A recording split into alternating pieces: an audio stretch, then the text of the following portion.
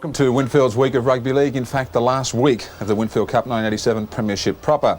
This time round, we'll be bringing you all the highlights of the Saturday match of the day between Canberra and East, the big clash on Sunday between Manly and Balmain, the highlights of all the other games played last Sunday, as well as the Monday night clash at Penrith Park between Penrith and Parramatta.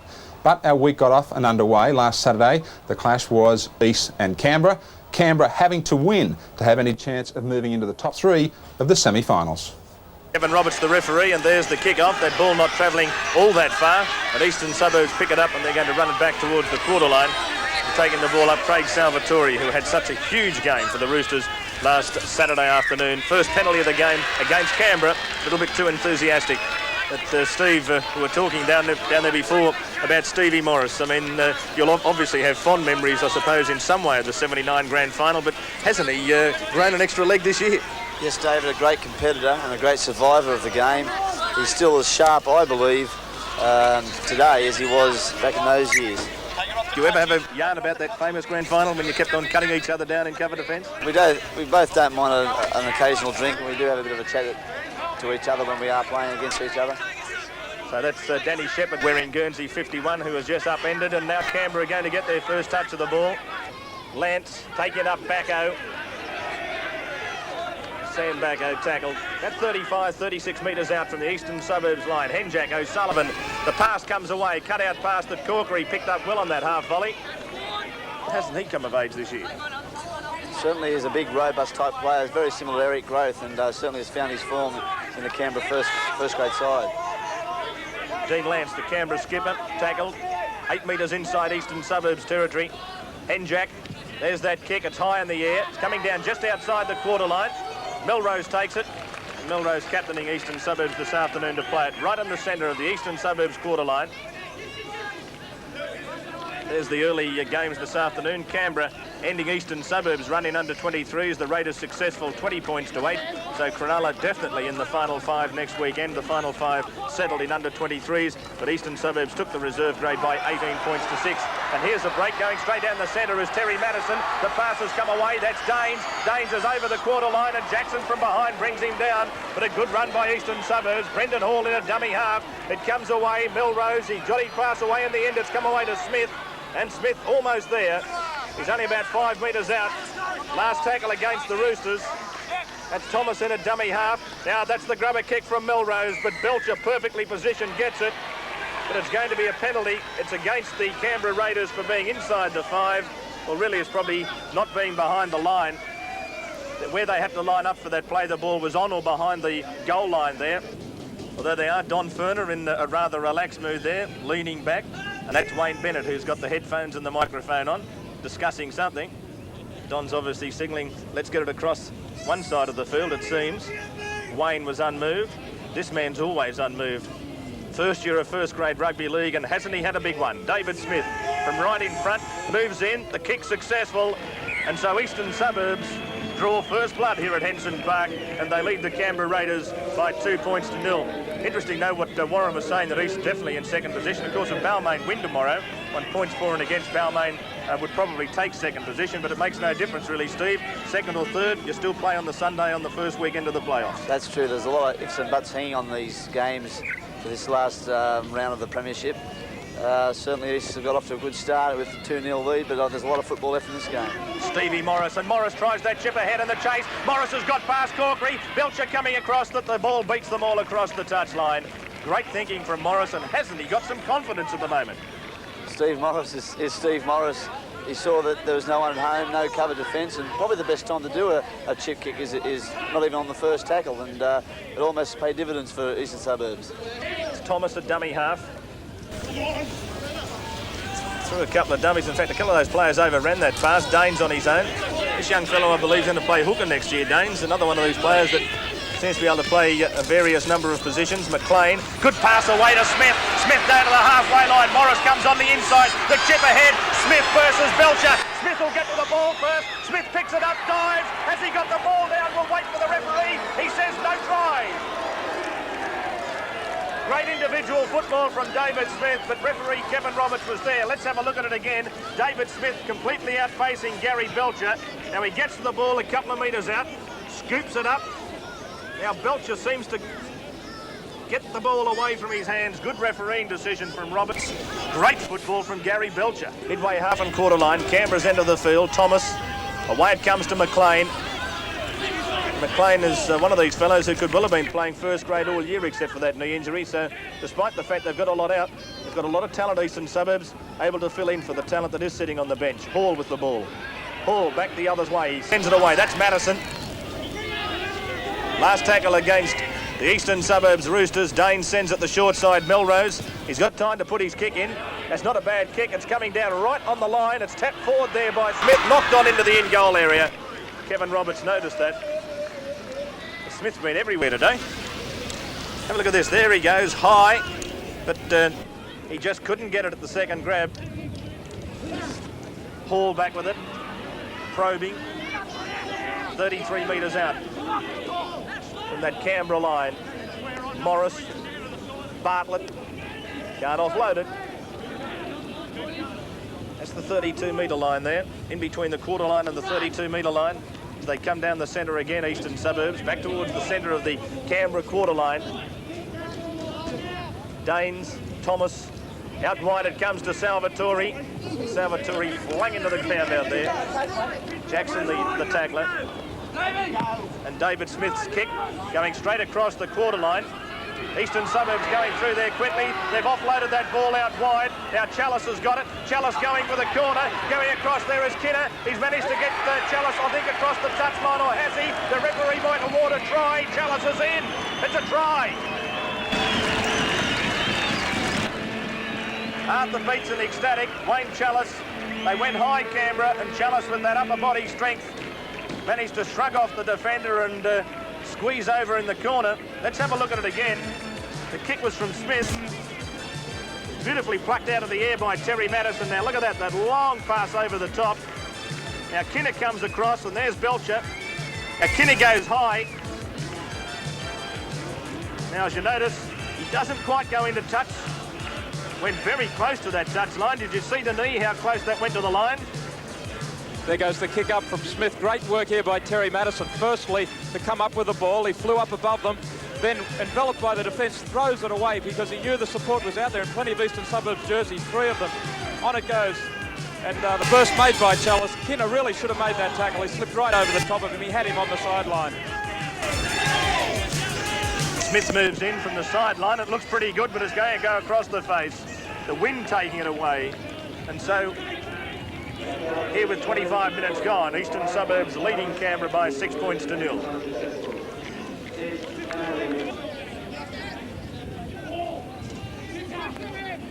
Jackson, Belcher. And there's the kick from Gary Belcher, that long spiral punt. Leggett comes across, takes it superbly, and then loses it as he hits the deck. Well, he did everything right, except managed to hold onto it when he hit the deck. Look at this lovely running football here from Glenn Leggett. Eyes on the ball, dives, seems to have it, and then as he came to the ground, the ball came to grief, knocked on and rolls across the touchline. Seemed to execute it perfectly, except the last little bit. O'Sullivan. Now that's Jackson. Tackle there from the lock forward, Terry Madison. Henjack, Gilbert. 20-odd metres out from the east line. Steve Walters, Brent Todd. Dean Lance hobbling back into position. Steve Walters, back it goes to brother Kevin. Kevin for the line, offloads it to Gilbert, and Gilbert will score next to the post. Canberra in. Beautiful combination from the Walters brothers, and Ashley Gilbert trailing him down the centre of the ruck. Said thank you very much. And Canberra on the board with a good try. A simple one, but called backing up. Steve Walters from dummy half. He managed to get away from McLean, back to brother Kevin. Kevin into the open spaces, comes to the fullback Leggett. Beautifully timed pass, and Ashley Gilbert did the rest. Good reward for Gilbert because he's been one Canberra forward who has been giving it his best shot. Great combination between the Walters brothers. The pass slipped away after he pulled in 2 defenders, and the final pass was the fullback comes in to make the tackle. Gilbert is over to, well, what should be the leveller when the conversion kick goes over. Great bit of work by Steve Walters there, pulling in the 2 defenders as he ran away from the play the ball area, and then a little hole created in the middle. But here is a man who was a kangaroo, Gary Belcher, with the chance to level the scores. 9 minutes before the break, Belcher's in, there's the kick, it's successful. And so the scores are level again. Eastern Suburbs 6, Canberra 6. It looks simple, that try, Steve, but really it comes from backing up the man with the ball. Jackson again. Leggett coming across.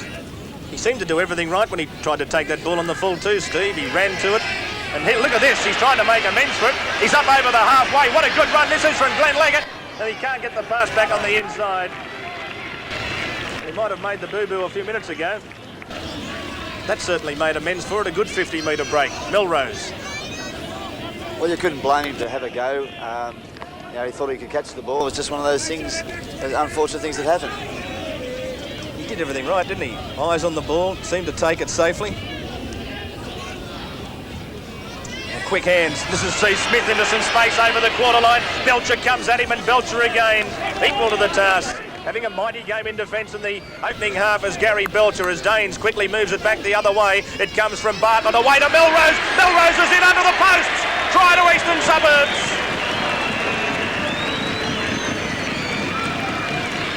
Quick play the ball, quickly sent it back the other side.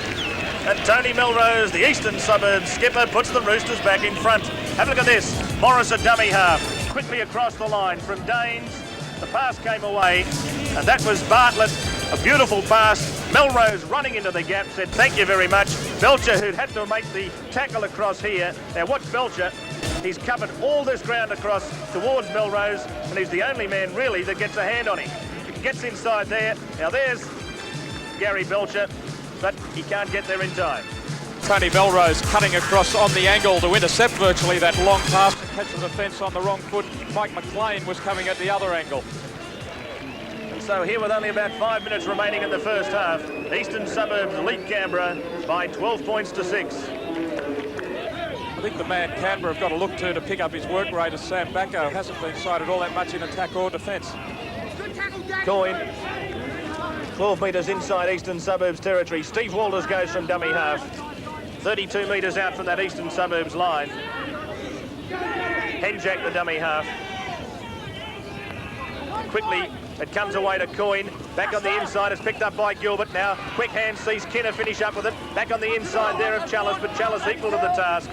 Holds him up on the quarter line. Tackle number 5. Henjack.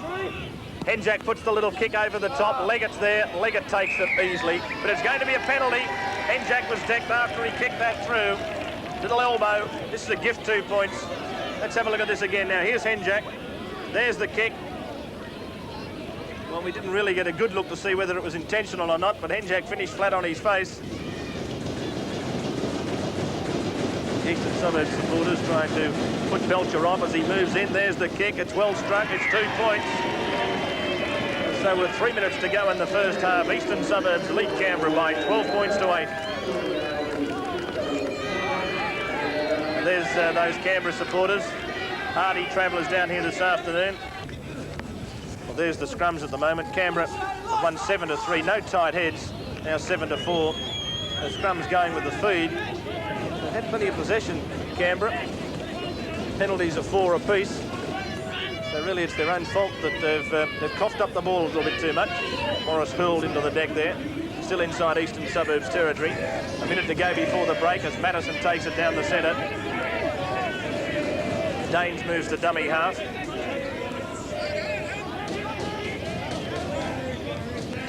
Quick look at the tackle count for East. Craig Salvatore has already made 20 tackles. Russell Bartlett 19. And for Canberra, Brent Todd's leading the way with 12. Well, that kick from David Smith didn't come off. Kevin Walters has got the ball, and this is going to be a penalty, or is it? No, it's going to be well, it's a penalty, but it's against Kevin Walters. And that Kevin Walters used the forearm to try and get up and play that ball. Even though the skies seem to have brightened up just a fraction during the first half, I can tell you it's about 5 degrees cooler. Real brass monkey weather at the moment.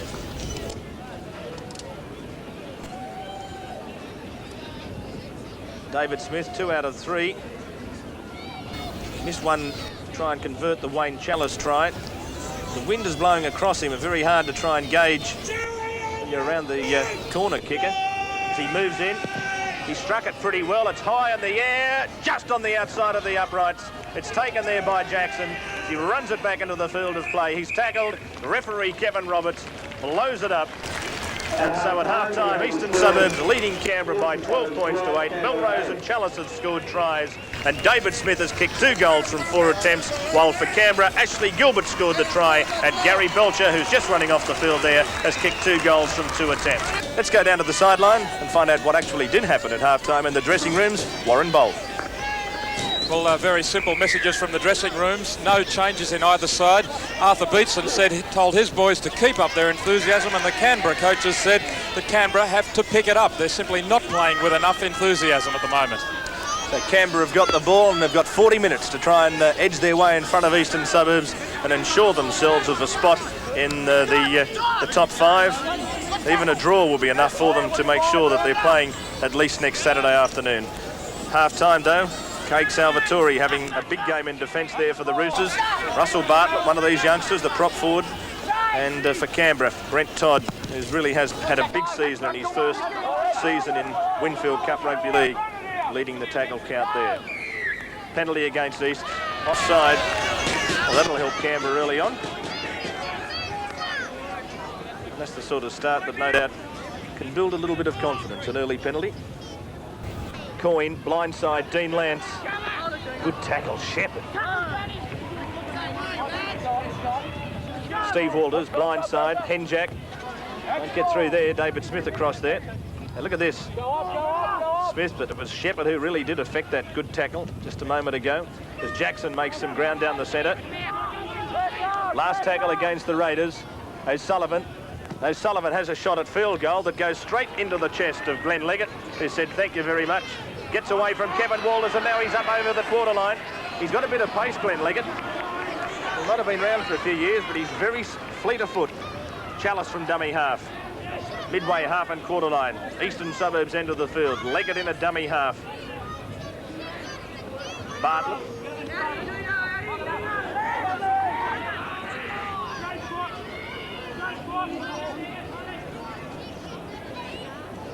East just throw it across their backs, and out amongst those was Shepherd, and Shepherd's pass has gone loose, and Jackson's got it away to Henjack. So Canberra are really going to put the pressure on Eastern Suburbs there. O'Sullivan, away it comes from Jackson. Backo's in a dummy half, 11 metres out from the Eastern Suburbs line. Canberra with a chance. Backo goes on his own. Backo stands in the tackle but can't get his pass away.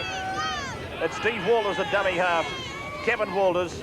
A long pass comes out to Belcher. Belcher on his own. Belcher will score. Belcher's in. It's 12 all. Beautiful step from Gary Belcher. And again, great combination from the Walters brothers as they read that perfectly to give Belcher the chance to run to the gap. And the Kangaroo fullback has given Canberra another chance. Have a look at this. Steve Walters, the dummy half, a good pass from Kevin Walters. Belcher knew where the gap was. Lovely step. Thank you very much. Good try, 12 all, and he'll get the chance to convert. Warren. The only reason that the pressure was on East here was because of the mistake a few moments earlier. The great step there from Belcher, but Tony Melrose, it's very difficult in the wet conditions to change direction. The good pass from Walters, long pass, gave Belcher the room to move. There goes Tony Melrose slipping over. Good step by Belcher. Belcher, there's the kick. The wind's not going to bring it around. He allowed too much for it. And so after just a few minutes of the second half, the scores are locked together. Don Ferner and Wayne Bennett would like to see the whistle blown now because that would ensure themselves of a spot in the top 5. It's 12 all. They'd like to go on with it from here to put pressure on the Tigers. Jackson, there's that kick high in the air. It's holding up in the breeze. Leggett goes high and Leggett takes it well. And good chasing. That's the key to a kicking game, the chasing, and Coyne and Henjack did well. Look at this. Takes that superbly. Not a great deal of pressure on him, but often you don't know how close the runners are anyway. Morris, the little chip and chase. Corkery, I should say, Kinner gets there first, and Kinner gets away from 2. Kinner trying to link up with Corkery. He's got it away to Jackson. Jackson to the quarter line. He's away from 1. Jackson still going. Jackson stands. The pass has been intercepted though by Salvatore. Perhaps he should have thrown it at the first time. Did he murder it or did he not? We'll never know. as Bartlett runs it away. But let's have a look at it again. Now there's Jackson. And to see there, Corkery was taken out of the play. That's why Jackson couldn't get his pass away. Perhaps that should have been a penalty to Canberra anyway. Or maybe justice has prevailed because East have made a mistake and they've got the ball back as Bacco comes down the centre.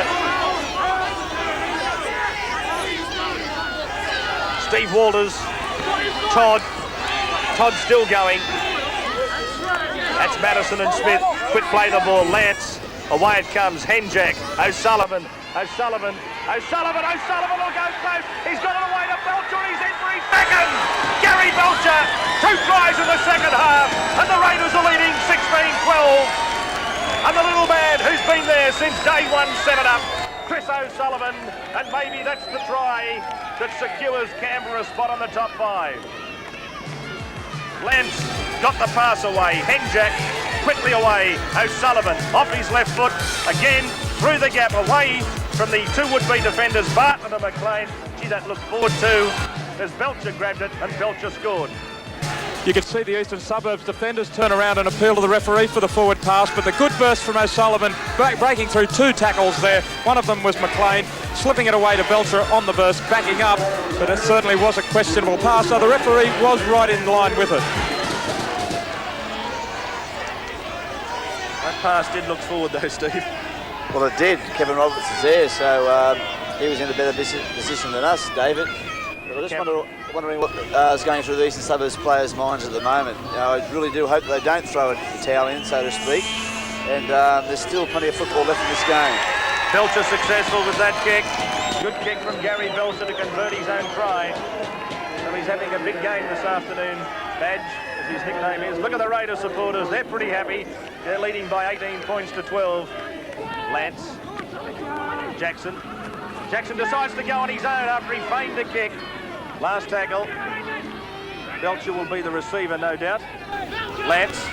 That's Belcher. And Belcher decides to go on his own. Floats it over the top. It's Henjack who's picked it up. He's got Corkery in support. Now Corkery's up over the halfway line. Floats it back on the inside. Belcher. But Belcher, after he was on his way looking for try number 3, has been ruled in front of Corkery when he floated the pass over the top. The referee bringing it back for a forward pass. Here it is, over the halfway line. Over the top comes the pass. Kevin Roberts in good position to adjudicate that time. David French has come on for Eastern Suburbs as Mike McLean leaves the field. Been more or less predicted. He looked as if he was starting to run out just a bit of match fitness. You can't blame him, he's had that horrific knee injury. He's only really had a couple of matches back. Mike McLean got through 25 tackles. As you saw early in the game, he really did take the ball up strongly. Eastern Suburbs through Danes. Just about have to put the lights on here shortly. We're getting a better view of it there because of the cameras. Believe me, it's very dark. Madison, Salvatore. Midway, half and quarter line. Last tackle against the Roosters. Smith. The pass comes to Melrose. The kick down towards the quarter line. Now Belcher's there. Gary Belcher's gathered it in. And good tackle. This young Danes, the little halfback. Kinner goes from dummy half. And Kinner's held up 12 metres inside his own half. In fact, he's lost the ball. Bartlett, Paul, Thomas. Gilbert wraps him up. 32 metres out from that Canberra line. Hall, down the centre comes Madison, back it goes to Hall, Hall on his own, away it comes to Bartlett, he's got it away to Leggett, and Leggett's only 13 metres out from the Canberra line. Thomas at dummy half. Danes, Hall again, the pass away to Salvatore, and Salvatore's wrapped up in good defence by Jackson. 18 metres out, Smith in a dummy half, Morris, Melrose. He's got that pass away to Patterson. Patterson's offloaded it. It's gone to David French. It's back to Melrose. Melrose has slipped the pass. It's Danes. Well, it goes back to French. And French has chopped down in copybook defence. Dean Lance right on the line. Patterson on his own. Floats it over the top. And it's a try. Try to Bartlett. East are back in business. The margin's just 2 points as the big prop forward Russell Bartlett scores the try. They peppered the Canberra line, and in the end, Patterson on his own. Lovely basketball-type pass, and Bartlett said thank you. Great work by Patterson, not only to get this pass away, but in the previous tackle he also let a beautiful pass go. That one right over the top into the open spaces for Bartlett to score. He kicked one against Canterbury from about here from memory. Yes, I was not playing that game. I was out with a good groin, but David Smith certainly put it over from actually where he is now. Moves in, there's the kick, he struck it pretty well. He's got it! It's 18 all! What a kick! So David Smith, history repeats itself and he kicks it from the sideline, and Eastern Canberra are level again. It's 18 all. Early in the season, after the scores were tied at 22 all, he kicked Eastern Suburbs to a victory 24-22 over Canterbury. He might well have done Canterbury a favour this afternoon by kicking that one. The rain really sweeping in as Salvatore gathers that ball in. 15 minutes left in the match. And it's worth repeating that this is so important to Canberra to get into the top three, or at least have a chance of being in the top three if Balmain lose tomorrow, and they can win here. Of course, as Steve said earlier, what could happen from here is that Tony Milrose comes into his own with those field goal antics, but so too Chris O'Sullivan. He's no slouch at kicking field goals either. Oh, well taken from Belcher. He mistimed it a little bit. He kept his cool. Carey on the field for Chris Kinner. Phil Carey, 10 metres inside Canberra's territory. Corkery goes on his own. Steve Walters, Henjack, O'Sullivan, and O'Sullivan's held up just inside Canberra's territory. I wonder how the footy tab punters are going at the moment. Quick pass, it goes to Kevin Walters. So a few of them would be out of business at 18 all. Jackson puts it high in the air, it's coming down, Milrose getting underneath it. Milrose takes it well, kept his back towards the opposition, now he's lost it and Coyne's got it for Canberra. He did everything right until he was tackled. Well, we've seen East cough it up a few times, and every time they have, they've given away 6 points or at least 4. So what can Canberra do from here? 10 metres out from the Eastern Suburbs line, Steve Walters. Walters on his own. Get his pass away, yes, Henjack. And Henjack, 18 metres out from that Eastern Suburbs line. Lance taken up as Todd. 12 metres out from the east line. The rain's starting to come down, as you can see. Steve Walters, Bacco, the one-hander, went to Lance. Lance goes on his own. Last tackle against the Raiders. O'Sullivan's a dummy half, though. And O'Sullivan's made a mess of it. It's come away to Henjack. Out wide, it's played it now to Jackson. Quick hands to Belcher. It goes to Carey. Carey back on the inside, and Corkery. Corkery scores. Canberra in again. It's 22-18. As Matthew Corkery goes in the driving rain. Just when I thought perhaps they would have had a shot for field goal. Have a look at this. I think they made a bit of a mess of it, but they've been able to get away with it. Jackson, beautiful pass. Belcher, quick hands. Good thinking from Carey, through the fullback, and look at that. Corkery said thank you. And Matthew Corkery scores his 13th of the year. Warren. Good work from Canberra once more to get the ball wide to where the holes are. Jackson onto Belcher. What a perler of a pass from Jackson to Carey.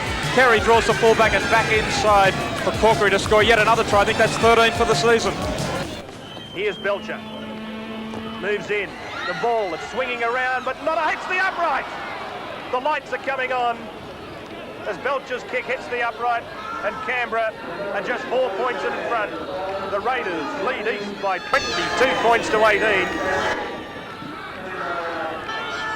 Quarter line, Canberra's end of the field. Salvatore is held up. 18 metres out from the Canberra line, back towards the centre of the field. The pass is away. They're going to have to play the ball only 13 metres out. French's pass finds Prome, and Prome is hammered into the deck in tackle number 5. 11 metres out from the Canberra line. Patterson, Milrose puts the grubber kick in. It rebounds off one Canberra player, stacks on the mill, but the referee's going to put a scrum down for a knock on both ways, and that could have finished up anywhere. Look at this. Good kick from Melrose. And here it is. That ball had been taken there. Salvatore could well have been in under the posts. So the day saved momentarily by the Raiders. They've got the feed into the scrum. They'd love to get the ball down the other end of the park. I wouldn't mind betting they'll be playing the kicking game, just kicking for touch and trying to keep the play down east end of the field. Coyne. The way Tony Melrose kicked that ball, it was almost as if he thought, I'll put it in the middle of the defenders and see what happens. I suppose you can't blame him, can you? Anything can happen, particularly under these conditions. Gilbert, and it's a penalty against East. And that's just what Canberra needed. Come on, let's go, Tony, come on, no penalty. Clock has stopped at the 5-minute mark. So this Raiders team, less than 5 minutes away from making history. It's not over yet though. Steve Walters, Brett Todd, just inside Eastern Suburbs territory. Steve Walters again a dummy half. Coyne. East side of halfway. Steve Walters. Sam Backo takes it up.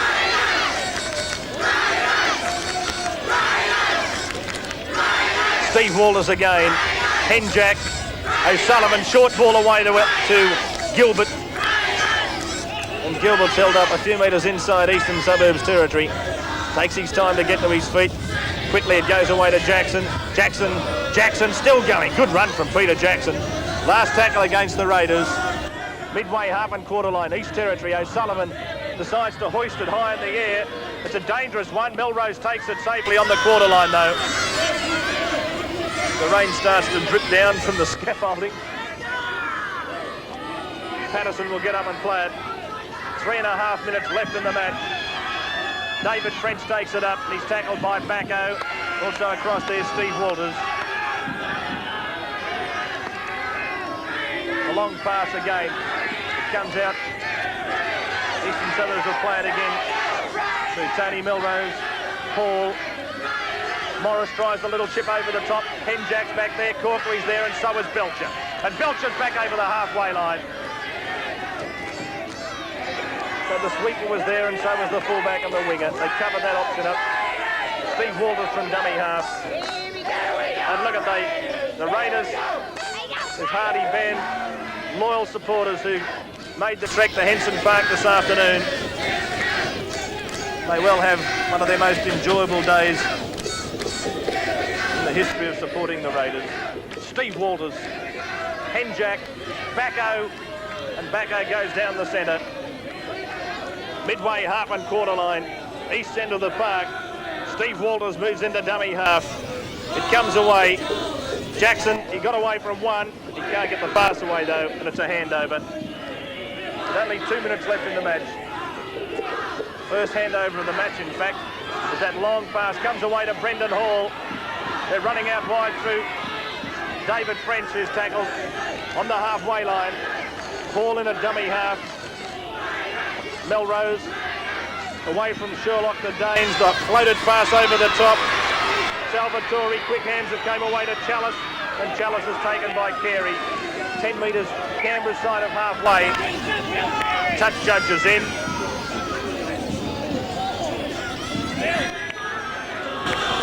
Let's have a look. Chalice, I think, is going to be called out here. This will be a penalty to Canberra. That might, and there it is. A little thump into the ground with the left forearm. And that probably, and now Chalice has obviously said something. Now he might get some time in the sin bin for this. In fact, probably asked him to apologise to the touch judge. Not a real sensible thing to do there, David, particularly when you have the ball. It's probably given Canberra the chance now to consolidate and go on with a win. Well, certainly should from here. A minute and a half left in the match. Another one of those big country games on tomorrow, the final of the Group 11 comp. In fact, it's all over here. It's all over at Henson Park, and Canberra have created history for the first time in the club's history. They're into the top 5 and may even be in the top 3. They are at least for 24 hours in the top 3 as Sam Backo comes off. Canberra have defeated Eastern Suburbs 22 points to 18. And so definitely will we be playing at the Sydney Cricket Ground next weekend, be it Saturday or Sunday.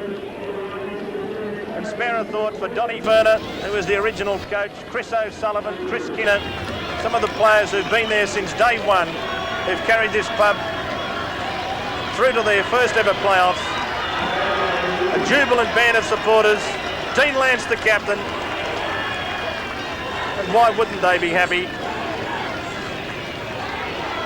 A great afternoon of football as far as the Raiders are concerned. It means now that Canterbury fans, and especially Steve Mortimer, are hoping that Norths can do the job tomorrow. Well, I'm going to have to change the red, white and blue underwear to black and red underwear now, David. But just on today, Canberra did deserve their victory today. They made or whatever mistakes they made were not as crucial as the ones Eastern Suburbs did make. But I'm sure too, spare a moment of thought for Wayne Bennett. I know he's going up to coach Brisbane next year, and I'm sure he'd like to have the likes of Belcher and Peter Jackson going up there with him. But they'll be at Canberra, and good for Canberra Raiders. So there's the details for Canberra this afternoon, the victors. Gary Belcher 2 tries, Ashley Gilbert and Matthew Corkery 1 each. Gary Belcher kicked 3 goals, while for Eastern Suburbs, Wayne Chalice, Tony Melrose and Russell Bartlett scored the tries, and David Smith kicked 3 goals. A memorable day in the history of the club. Canberra for the first time in the playoffs, defeating Eastern Suburbs 22 points to 18. Every week they're at it, never daring to let up. 'Cause winning's the only thing that counts when you're playing for the Winfield Cup. It doesn't matter if you're famous or a youngster making his way. There's only one thing that matters, and that's how well you play. That's what the big game's all about. Giving it the best you can. Always being a leader, never bowing to any man. Giving it all you know, giving it your best shot, making every step a winner, proving what it takes you got. Every week they're at it, giving it their all. But who will it be this year to collect the greatest prize of all? Well, with that win by Canberra, of course, a lot of pressure placed on the Balmain Tigers. Balmain already assured of a spot in the semi-finals, but they had to win to try and climb into the top 3. For Manly, they already had the minor premiership well and truly sewn up.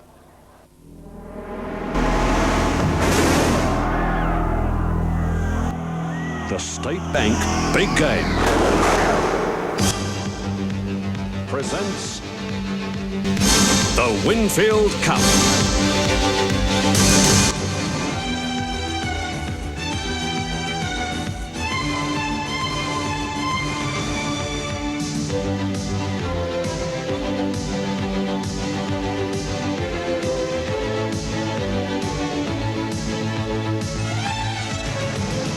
Hello and welcome to Leichhardt Oval for the clash between Balmain and Manly Warringah in today's Winfield Cup.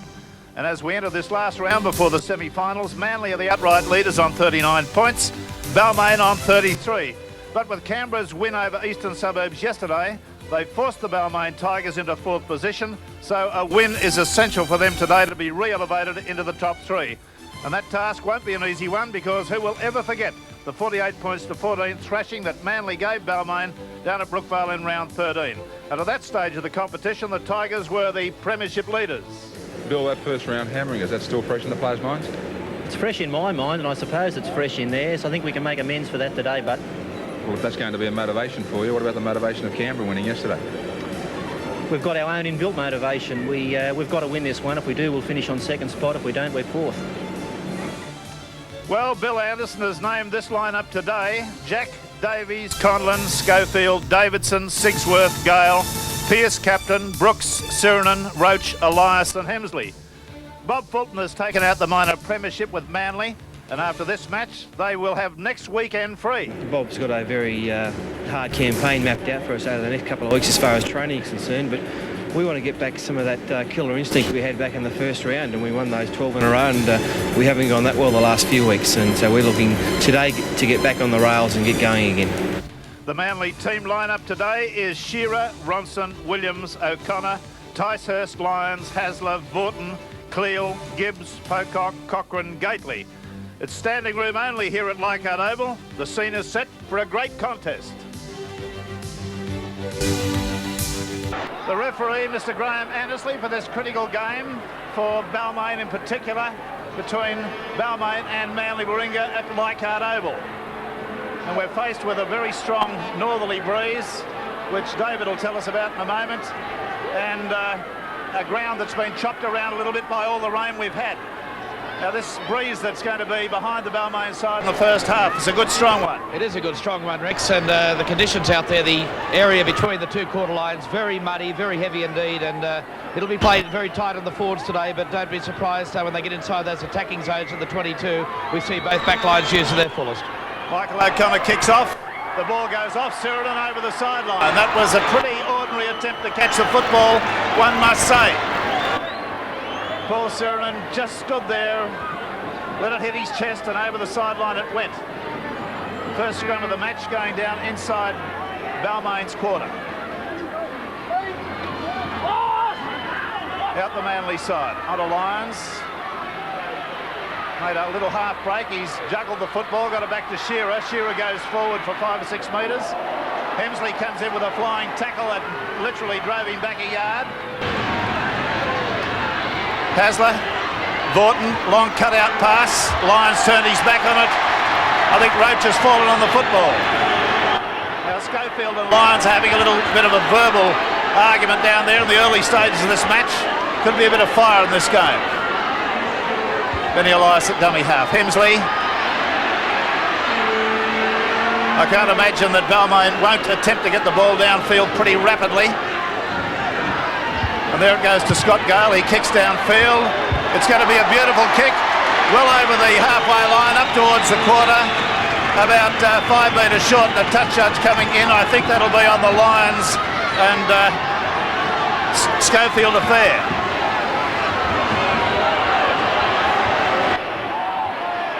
Well, he's calling out Lyons, sticking his fingers up in the air, indicating he wanted number 6.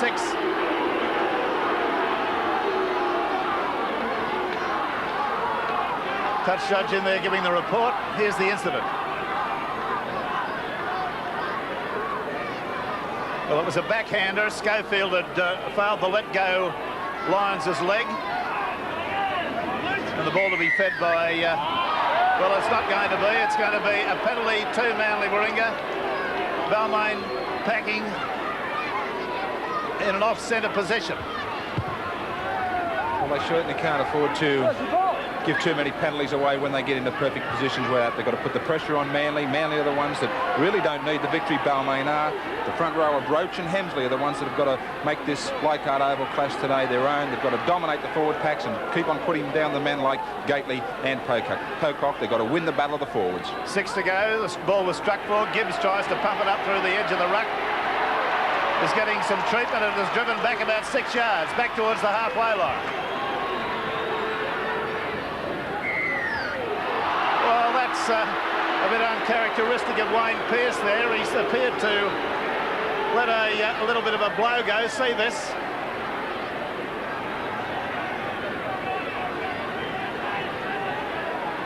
Well, no, it wasn't to do with the blow. It was to do with holding him back on the mark. Gibbs, as all the footballers do, advanced off the mark. And the referee has pinged Pearce on that occasion. The kick for touch was a gain of about 7 metres. Crusher Cleal up the blind side. Crusher's had 6 stitches in his hand this week. Well, they're really coming in 2s and 3s. That was a really crushing tackle. Cochrane. Manly forwards giving as good as they get at the moment. Pocock slung to the ground by Roach. And Pocock getting up laughing. The penalty's going to go against the Balmain side. I don't really know what that has gained them. Well, it certainly had to come after the last few minutes. It's been threatening. Steve Roach, Kerry Hemsley involved in the tackle. They are doing well. There was the knee gee from whiz. Steve Roach, so that certainly should have earned him a stint in the sin bin at a minimum. Yes, a very lucky boy, Steve Roach. There was nothing in it, but insofar as landing solidly, but the intent was there. This will be a fairly difficult kick, one would imagine, into the breeze, particularly for a round-the-corner style of kicker. Manly had 3 straight penalties now.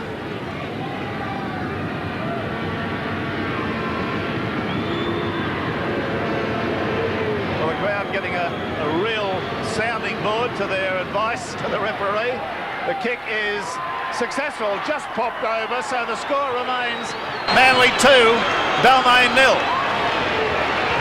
And here looks like a quick kick-off coming up. Elias gets it to the halfway line, tries to stand it up, and that should be a penalty to Balmain. He's letting the play go. He's kicked off. Gibbs ran deliberately into Elias there when he was trying to put the ball on the mound. A stupid action. Crusher Cleal goes for a trot. Got a pass away to Vaughton. Vaughton straightens things up. There's plenty of torrid action here at the moment. Cochrane at dummy half. On to Pocock. Pocock meets him head on. This Balmain pack are G'd up, let me tell you. Cochrane on a Gately, slips and falls. Just around about the quarter area. Schofield. And now we've got Sirinen and Gibbs are in it over there. There's a mass brawl started out here. Sirinen pumping the punches into Shearer. Shearer doing his level best. Wayne Pearce throwing punches. And a very unfortunate affair that all was. There didn't seem to be any need for it. We've got both touch judges in. I can't imagine somebody is not going to get walked over this. You'll see that Paul Sirinen picked out Ronnie Gibbs as the man. He came in with a shoulder charge. He didn't have the ball. Gibbs was the one that retaliated, throwing the first punches. And, well, they all started to join in after that. It's up to Graeme Hughes now. That if he wants to control this game, he's either got to put 1, 2 or more in the sin bin for 10 minutes or find somebody off altogether. Oh, Pearce just copped a right hand that was intended for Sirinen. And finally he throws him down, and that'll be the end of the action, but it won't be the end of the incident. There's bound to be repercussions from this. Now Shearer's going to get called over. Gibbs is called over. Vaughton's there. Sirinen is there, and Hemsley's there. Hemsley had a handful, well, somebody had a handful of Hemsley's hair from the back and were pulling it backwards. The players that should find themselves well and truly in trouble are the ones that weren't involved originally and ran from all parts of the field to get involved. Well, it's taking a long while for the touch judges to give their report. Well, they've given their reports. They've peeled off and gone back to their respective touches. It looks like there's going to be a penalty to Balmain out of this lot, and nobody leaves the field. Well, an astonishing performance, really. A really astonishing performance. Not so much that Balmain got the penalty, that nobody was put in the sin bin. Conlon from about 3.5 metres outside the Manly quarter, kicking with the breeze at his back. And this is only about 10 metres off centre. Should be a simple kick.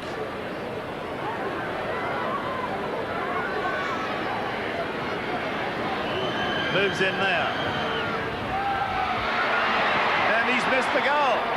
Well, that's an astonishing performance too. So we're back to square one. Everybody's still on the paddock. And the score remains Manly 2, Balmain 0. Gately pumps it up the blind side. Whee! Back he goes. Great tackle by Pearce. Out to Vaughton. Lyons. Lyons got through the gap.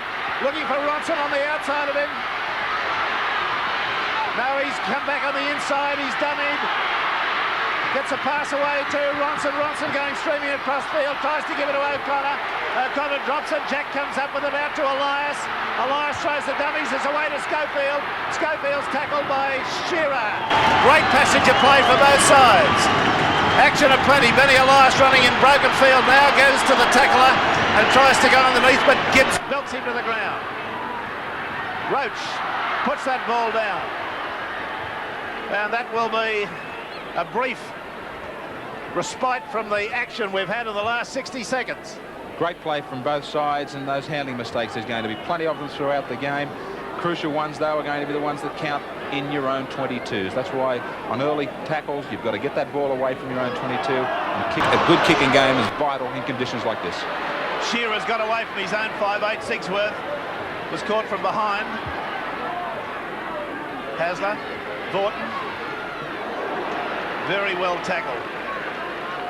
Pearce, one of the men there. Hasler, Cleal. Tries to bust his way through the defence. Good tackle from Elias, took him right round the boots. O'Connor,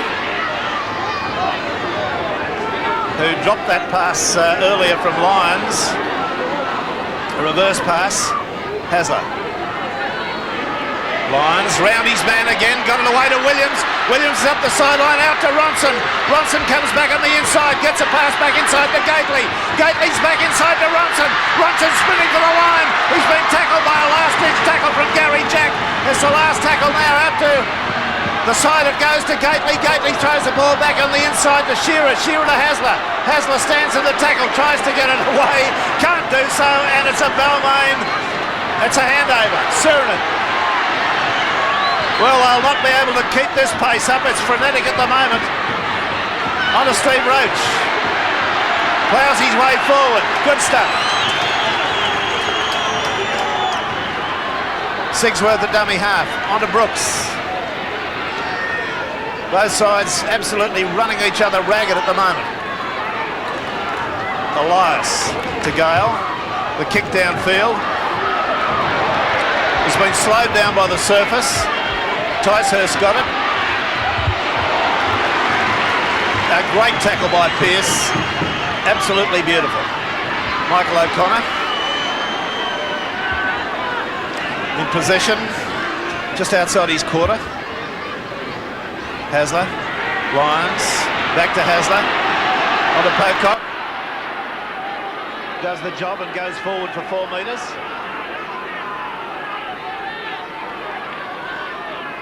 Cochrane, Gately.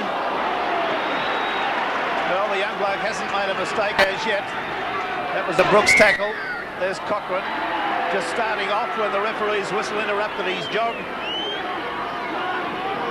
And the double markers there of Balmain were standing side by side. We've had 19 minutes of play. We've had a scoreline that reads Manly 2, Balmain 0.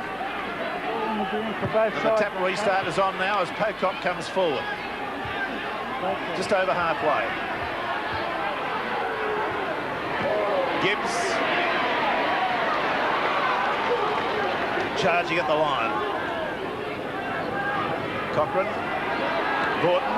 Oh, gee whiz, there's some body contact. Suriname hit him there. It was like running into a Mack truck. See it again. Genuine dyed-in-the-wall tough defence. Crusher Cleal through the gap. He's surging up to the quarter line. Gets a pass back inside the Lions. Lions is decked there by a tackle. He gets to his feet, tries to play it. It should be a penalty to Manly. It was Scott Dale who was interfering with Lions on that occasion.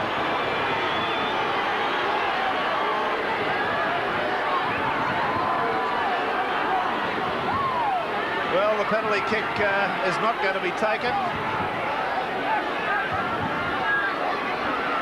Shearer's going to kick for touch. They'll keep the ball.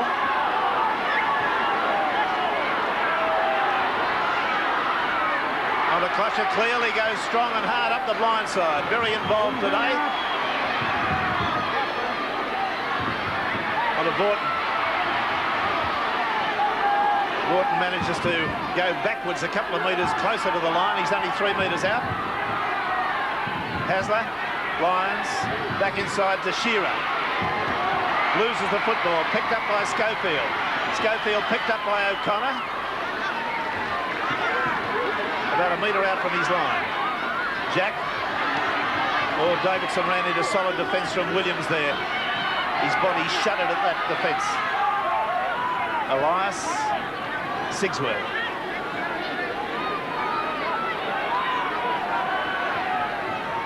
Elias Hemsley stands in the tackle. Elias again.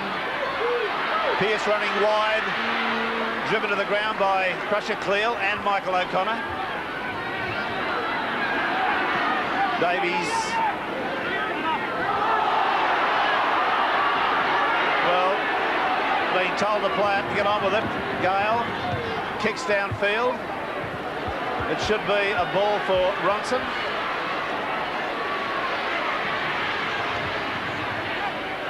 Ronson decked by Conlon and Davidson there. Williams. Shearer driven back in the tackle. And then comes forward again. Hasler. Lyons. Lawton. Intercepted. It's going to be a try to Schofield. Wide out. Took that beautifully. Didn't have it cleanly in his hands to start with. But immediately set himself, grabbed the ball and went for the line. A great one. Schofield. And on the State Bank replay, Schofield had to go for this intercept because Manly have been looking dangerous the last 5 minutes out wide. They've been catching them in the centres. They would have had the overlap there had the ball got away. The pass really wasn't on though. He just got himself in between Vorton and O'Connor. A great opportunist try there. Paul Vorton's the man with a lot more experience. He should have held that pass back. He thought he could catch Schofield out. No way. And Schofield did well to knock that up and juggle it and take it away. Coming against the run of play, I thought that Manly were just starting to handle this opening onslaught from Balmain and start to play the better football. But the mistake by the Manly skipper here, the pass wasn't on. And Schofield, a great opportunist man. He can make a lot of tries, turn them into tries out of virtually nothing, and he's done it right here. Well, the kick from Conlon now is going to be taken from the sideline, about a metre in and about 2 metres out from the quarter line. Conlon. Well, he's missed it by the barest margin, so the score remains Balmain 4, Manly 2. Yes, congratulations to Don Ferner, whose team made the semi-finals for the first time in the club's history. He's with David Fordham right now. Don, plenty of celebrations last night. Yeah, everybody's happy in Canberra. It was fantastic for us after 6 years. And it's a satisfying effort, I think, yes. Obviously a fair bit of determination, this Balmain side, to unseat you from that third spot there. Oh, gee, I reckon it's been a great standard here for the start. Tremendous tackling. Very, very hard game out there. And I don't know who's going to survive it. I think I tipped Balmain early, but Manly's attitude is spot on also, so it's a really, really good game. Don, SCG, unfamiliar territory basically for Canberra. Will that be a big problem to overcome for you and Wayne Bennett next weekend? No, I think the opposition will be the main problems, whoever we play. It's just one of those sort of things that once you get there, you just got to do the best you can on the day. But I'm very impressed with these two teams here today. Have a good trip back to Canberra. All the very best next weekend. It's great to see you in those semi-finals. Thanks very much, David. Thank you. Shearer has been monstered by Roach just outside his quarter. Ticehurst runs from dummy half. He's the wing three-quarter. He's run slightly diagonally infield, given him a blind side to work to. Gately. Strong tackling from Brooks, but the young fella cops it well. Cochrane. Hasler. Lyons. He propped and pirouetted then. I thought he was going to come back on the inside. Shearer. Out to Cleal. Very quick hands out to Ticehurst. A good effective blindside run. Last tackle. Cochrane. Lyons kicks it crossfield to the open wingers. Dangerous when they do this. Out to Davidson. Davidson's got it on the full. And I'm not with wingers, with 5/8s or anybody kicking to the open side wing. Surin is standing in a tackle there. Right on the halfway line. Elias. Sigsworth. Grasped by a beautiful tackle from Gibbs. Elias. Schofield kicks over the top. Taken by Lyons. He's evaded him, got the pass away to Shearer, who comes right back where the action started. Cochrane, Hasler, Lyons, back to Hasler, back to Gibbs, away to Vaughton. Vaughton gets it outside to O'Connor. O'Connor back inside to Hasler. Hasler outside to Ronson, and Ronson's going to go close to scoring a try. He's going to score about 10 metres to the right. That was a magic bit of football, just a suspicion of a forward pass in one of those passes. Great play out wide again from Manly. That's where they've been trying to catch Balmain, and they've done it on a number of occasions now. Great tackle. Wayne Pearce coming up with some huge hits and some great defence. That pass was, well, it was just dead in line or just slightly forward there from Vaughton. And Manly, quick hands out wide. They've certainly got a great back line. It's been their strength right throughout 1987. David Ronson, the clear run to the line, and problems for Billy Anderson. This is where the breaks have been coming in the first half. Manly out wide. Ross Conlon has dropped off a couple of the tackles. Gary Schofield too out wide. That's the area they're hitting at, so it's the centre defences that have got to pick themselves up in the second half. The forwards are certainly coming out with the hits. Just look at this from Wayne Pearce. He just couldn't finish it off though, and the ball being slipped away well by Ronnie Gibbs. Paul Vaughton did well, and look at those quick hands back inside from O'Connor and Hasler. A great support player in the likes of Terry Lamb, the way he performs for Canterbury, and David Ronson. A great finisher, and Manly, well, heavy conditions, but they're certainly handling that ball well out wide. Yes, a great try, finished off by David Ronson. The kick at goal from about 16 metres out and about 20 metres off centre. He's got it. So the score now is Manly 8, Balmain 4. The scrum going down just inside Manly's quarter. I think Hasler's got it under there somewhere. The scrum seems to have collapsed back on top of him. There he is. Ronson trying to get himself free from Elias. He does eventually. Well, there's the entire Balmain backline offside.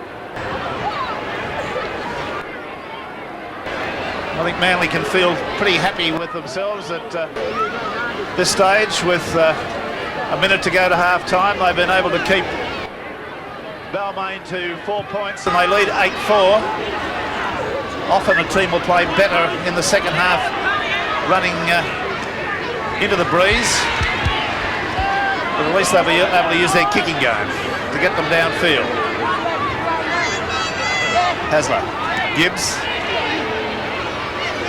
Just gets about a metre short of the halfway line. Well, I think we've got about 30 seconds to go. Hasler, Lyons, holds the ball. Shearer, yes. And by gee, that was a very close to a drop ball. Good reflexes. Wharton, little kick over the top. Ball's gone astray. Jack's picked it up.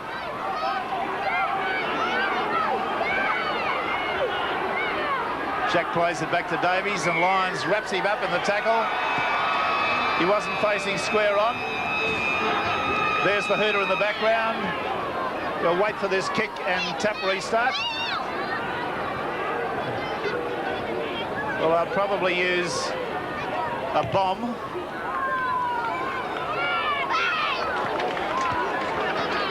Now from this, Hasler's moved back behind the line. He's going to operate as a sweeper. There's a kick. Hasler takes it very well. He's tackled, and that's the end of the section for 40 minutes. And a good 40 minutes of football it's been. Manly's tries have come to Ronson. Goals, 2 from 2 to O'Connor, making 8 points. Balmain's try came from Schofield, an intercept of a Vaughton pass. And Collins had no success with 2 kicks at goal. So a splendid first half of Rugby League. A credit to both sides in these conditions. And we'll be back with more of the same in just a moment.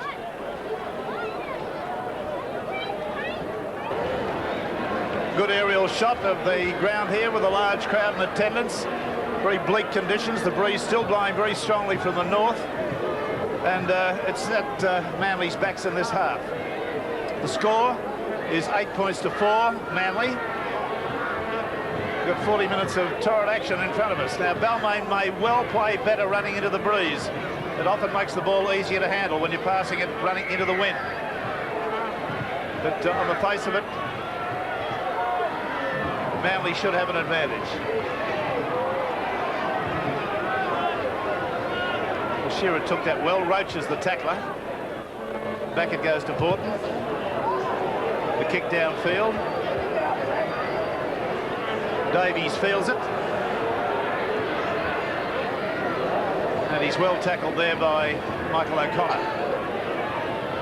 Jack to Pearce. Pearce elected to go on his own. There was a run-around move on.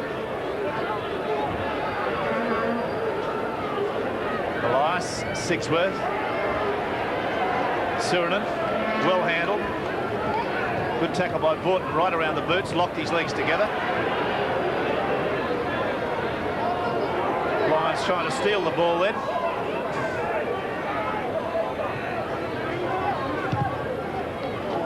Well, he's kicked directly to the wing. I don't know whether that ball was touched in flight. Ticehurst has it. Well tackled.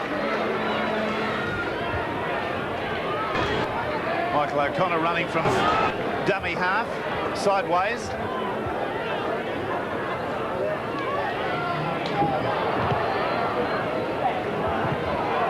Benny Elias fell off that tackle. Shearer was able to get the kick in, and it's gone over the sideline. Manly are certainly intent on using this kicking game much far greater than Balmain did in the first half. Balmain didn't use it to any great advantage in those first 40 minutes, and I'm looking to Scott Gale to cut loose in the second half. He's the man about to feed this scrum, Scotty Gale and Ben Elias, as this game wears on. It's been played at a terrific pace. Forwards are going to start to slow down, so out of the dummy half area especially, Elias and Gale should be the danger men. Shearer standing up as a 5'8" in this situation. Gale trying to run, Shearer tackles him. The ball spilled off him, fallen on by Sixworth, who came from an onside position. The Manly forwards were sound asleep then. Ball was there to be fallen on. Hemsley made a few more metres gain onto Roach. Roach putting his head down and barging 10 metres from the halfway. Elias, Gale, Sixworth, back into Gale. Evades one, is evaded two, tacklers, slips and falls just as he comes to the halfway line. Elias, Schofield, Pearce beautifully tackled by Gibbs, gets it out to Davies. Davies met Lyons there, and Lyons leapt high and took him round the chest. Sixworth, Hemsley, Gale. Pass look forward. Referee says play on. Pearce picks it up off the ground. Motors forward, and that is a handover. Clear runs from dummy half. A good, valuable gain of about 8 metres.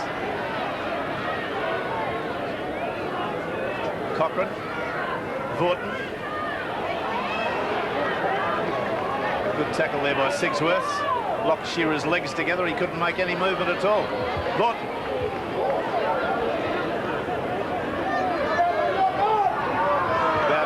Midway between the quarter and the halfway, onto Hasler.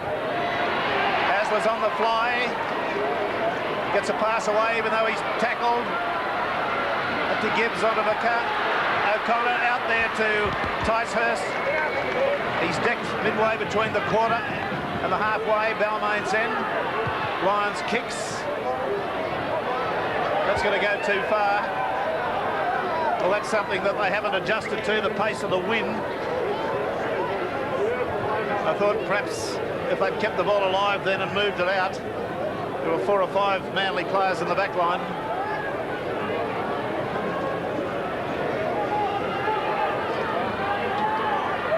Brooks from the tap restart on the quarter. Elias claps his hands onto Hemsley. They want quick play the balls. There's Manly offside. There's Hasler. Inside the ruck. Scott Gale will take the kick for touch.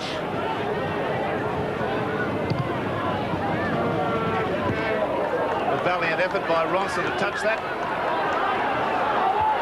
Now here's Balmain's chance. About 30 metres out onto Sirenen up the blind side. But he's had the ball stripped from him in the first tackle. That's not on. Big fella like him, you'd expect him to have the strength to hold the football. Gately. Oh, monumental defence. Sirenen came in hard, turned himself. Cochrane. Hasler, the cut-out pass goes to Lyons. Lyons has stripped himself of a couple of defenders and went under a head-high tackle there on the quarter. Cochrane. That's a dreadful pass from Cochrane straight over the sideline. Well, this is the sort of mistakes that can get you into trouble. They've got away from their game. They were only taking 2 and 3 tackles near their own quarter line in the start of the second half and then kicking the ball straight away. They got away from that, come at the mistake, and now Balmain with the huge advantage of the scrum feed. Steve Roach having some words spoken to him about a tackle that was unsuccessful. A head-high tackle. Wayne Pearce telling him to shut up. Well, he's come out of that all right. No penalty, and there's still the Balmain feed.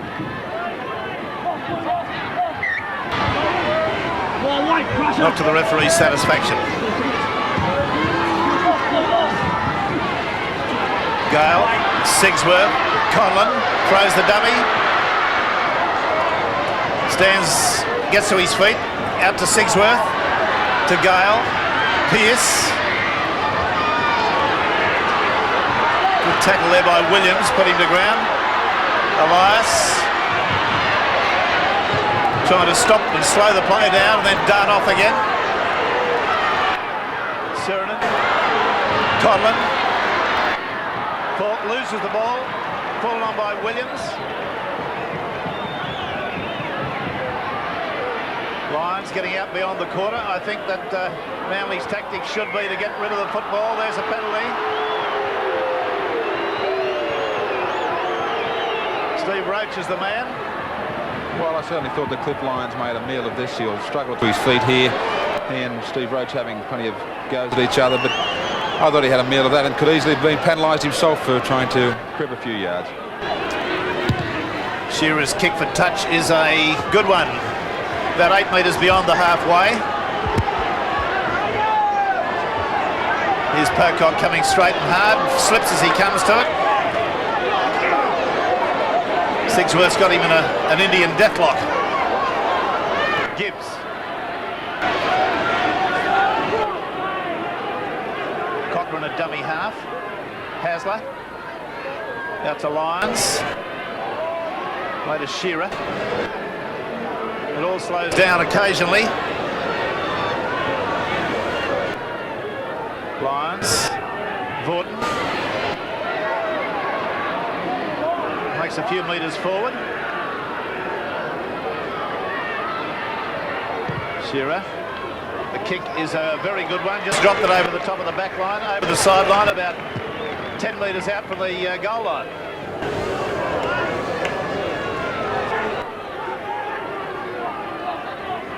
Well, Scott Gale feeds it. It's straight out the Balmain side. Sigsworth goes nowhere. Jack wrapped up by Lyons in a monumentally hard tackle. Wayne Pearce running straight at the opposition. Pocock got him. Hemsley back inside to Jack again, and this time he gets upended again.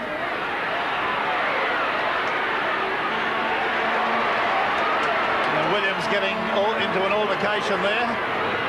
Play some of the players with a little bit of nous are starting to intervene. Williams has been told to keep his cool.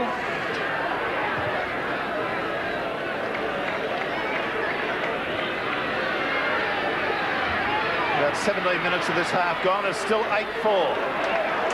Manly's favour. Brooks comes on the burst, runs straight at the line. Elias, Hemsley making very hard yardage up the middle. Gale, Sigsworth, cut out pass, kept it himself. Vaughton put paid to the run. Roach back inside to Pearce. Vaughton put a very strong shoulder charge in on Pearce then. Elias elects to kick downfield. It's gone straight to Shearer. Shearer's evaded 2 tackles, evaded 3. He's got support on the outside. He's kicked ahead. The race is on for it now. And Shearer's going to win the race, is he? We shall see. Oh, Ronson's kicked it too hard. You wouldn't believe it. I mean, it required a delicate touch. It really required the touch of a very experienced footballer there. See this again. It's a waste of 6 points. And in the background, you see Kerry Hemsley trying to do his best to ankle tap Dale Shearer without the ball. Now, it was just here that he could have nearly ruled an advantage here. Dale Shearer receiving a push in the back and David Ronson just putting too much force to that ball there. But Balmain struggling. They just can't come up with any answers. As much as Manly have looked the better in attack, their defence has frustrated Balmain right throughout the game. Bit of a move work with Hasler and Lyons then, but Lyons ran into Hemsley and that was the end of the section. Cochrane, way to clear, he's bust 1 tackle, still hopping, got a pass away to Ticehurst who goes to within about 15 metres of the line. Clear again from dummy half, running well, slips it to Lyons. Long cut-out pass out to Shearer. Shearer kicks ahead. The race is on. The race is on. And it's been hastened over the sideline there by Johnny Davidson. Great kick by Shearer, but in the background should have been a penalty to Manly. Ross Conlon interfering with Michael O'Connor, who was trying to follow that kick through. O'Connor certainly called out to the referee. Penalty, as I say, should have gone Manly's way. And I did say it went over the sideline. It went over the touch and goal line off John Davidson's arm. So it's a line dropout. Pocock. It's a couple of metres beyond the quarter line. Cochrane, Shearer. He seems to have adopted this semi-5'8" role of his. Hasler, Lyons, Vaughton, steaming ahead, got a pass away, it's gone badly to Davies. Didn't go to the man it was intended for. Now the referee's going to intervene. Lyons being called out.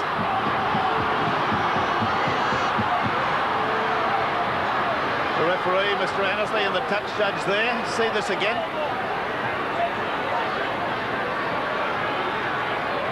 Well, Davies tried to backhand him.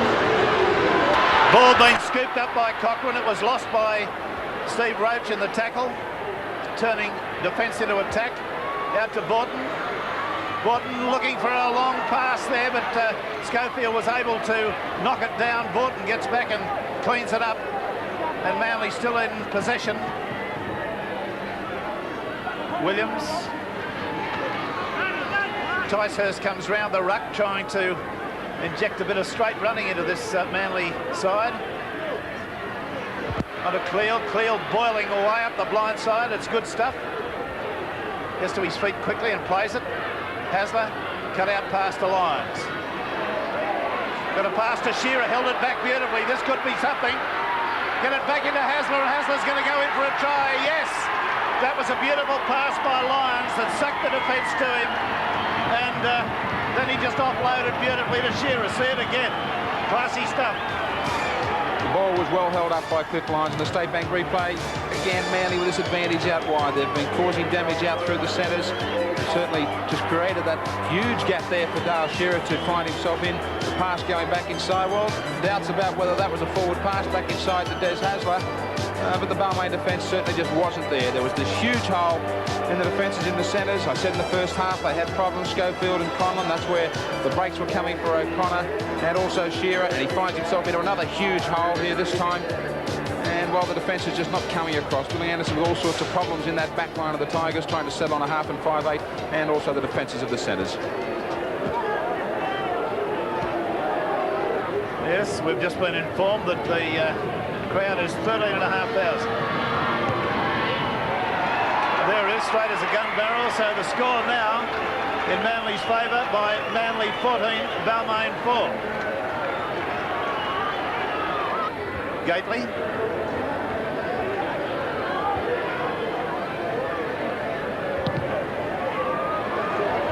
Shearer reefs it downfield, taken beautifully by Gary Jack. He's got 5 players to beat. And beautifully tackled by Michael O'Connor. Top class bit of work. Davies.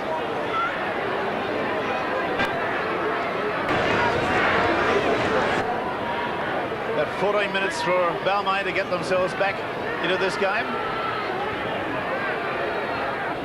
Elias. Gale, who's disappointed just a little. He hasn't tried enough. I would have thought his kick and chase would have been on in this half, running into the breeze.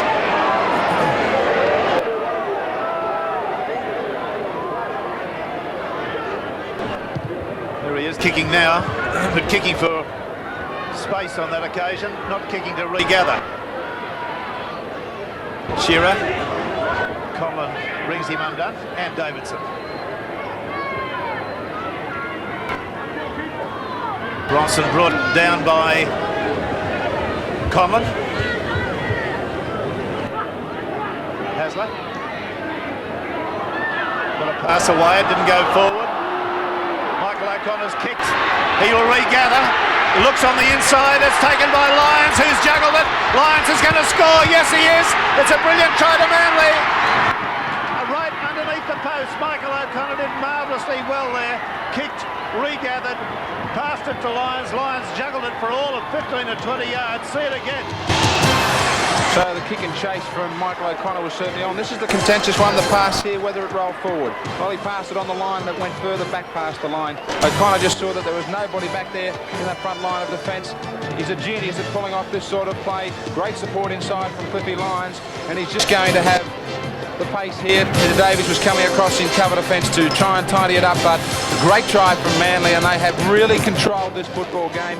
They took the onslaught in the first half from the Balmain forwards especially, then they came up looking the more dangerous side out wide in that first half, and the likes of O'Connor, Dale Shearer, you name it, Cliff Lyons, Desi Hazard, they've got players who can just turn a game, and they've certainly done that in the second half. They've kicked well, something Balmain didn't do in the first half, and a great try here for Cliffy Lyons underneath the post. Well, this is going to be a scoreline if it continues like this. As the kick at goal is taken by O'Connor. He gets the points, that's 4 from 4. Reminiscent of the first round. And I think Manly can be fairly confident now with Pocock and Gately in the front row. They've not made any errors. Pocock's dropped one, Gately's dropped one football. They've stood up to the task of stopping 2 formidable props pretty well. Lyons picks that kick out of the air, brings it back. He's evaded one tackle. Out to O'Connor, takes it beautifully, steps. Out to Ronson, to Ticehurst, Ticehurst up the sideline. He's got Gale on the inside, Gale takes him. Now will the Manly machine roll as it does sometimes when they get themselves into the top gear? Pocock on to Hasler, and Hasler's underneath the post. They're starting to tear them apart. This is going to be a very embarrassing few minutes now, this remaining period of time for the Balmain side. See it again. Balmain have virtually fallen apart here. They realise now that they can't finish in the top 3 of the Winfield Cup semi-finals. Manly finishing on strongly. They now have got a fortnight break. They need a good hit out. This has been a very tough game. The scoreline getting away somewhat now for Balmain, but it was a tough initial first 60 minutes. The Manly forwards have done it well. They've stood up in the front row, as we were saying about Gately and Pocock, and that was a superb ball. And Manly, minor premiers, well, it's been written all over them. Worthy, they go in it. If there's any justice in 1987, I guess people are starting to talk now about the Sea Eagles taking out the Winfield Cup. And 3 tries in 6 minutes. An astonishing performance from a football team that has magic in its back line. The forwards can be sometimes ordinary, sometimes brittle, but the backs are almost universally brilliant. O'Connor kicks, successful. So the score now, Manly 26, Balmain 4. Now Benny Elias has got the ball. And Roach is geared up to take it on the burst. There he goes. He gets about 10 metres beyond the quarter onto Hemsley. We're in the last 5 minutes now as Brooks takes it. Brooks is really, in the second half, not been sighted off nobbies. Gale, little chip over the top. It's popped up nicely to Schofield. It's been picked up there by Conlon. Conlon's running out of support. Stops, gets it back to Jack. Jack gets it out to Davidson. Davidson's gone round and beaten Michael O'Connor and scored in the corner. Well, that's out of the blue comes a try when nothing seemed on, and he actually went through a very safe defender. Excellent try, and this is what should have been laid on much earlier. The little chip kick, they were having a lot of problems in trying to bust this Manly defence open, so the kicking situation should have been on a lot earlier. It was well organised there. Scotty Gale was the man that set it up. He had plenty of runners to chase that kick, and Manly caught it 6s and 7s, and good finishing from John Davidson there to stand up Michael O'Connor, but just too much, too little, too late. And Scotty Gale was the man that should have been putting those kicks on a lot earlier, as I say. He was the man that normally plays it on for himself, but that one was well organised. Balmain with plenty of finish there. They now look like they're going to go on into this sudden death semi-final on Saturday, and they're trying to finish this game off on the right note, but they're well and truly beaten this afternoon. The kick at goal was unsuccessful, so the score remains Manly 26, Balmain 8. Elias, Hemsley, good pass to Roach. And there's the hooter, so a really merciful release for Balmain. They've had 26 points to 8 scored against them in a performance that I think Manly can feel very, very pleased with, particularly as they had a couple of props who haven't played much first grade. The scorers for Manly in their 26 points were Ronson, Hasler 2 and Lyons. O'Connor 5 goals from 5 attempts, and the 8 points to Balmain came from Schofield and Davidson, a try each. Every week they're at it, never daring to let up, 'cause winning's the only thing that counts when you're playing for the Winfield Cup. It doesn't matter if you're famous or a youngster making his way. There's only one thing that matters, and that's how well you play. That's what the big game's all about. Giving it the best you can. Always being a leader, never bowing to any man. Giving it all you know, giving it your best shot, making every step a winner, proving what it takes you got.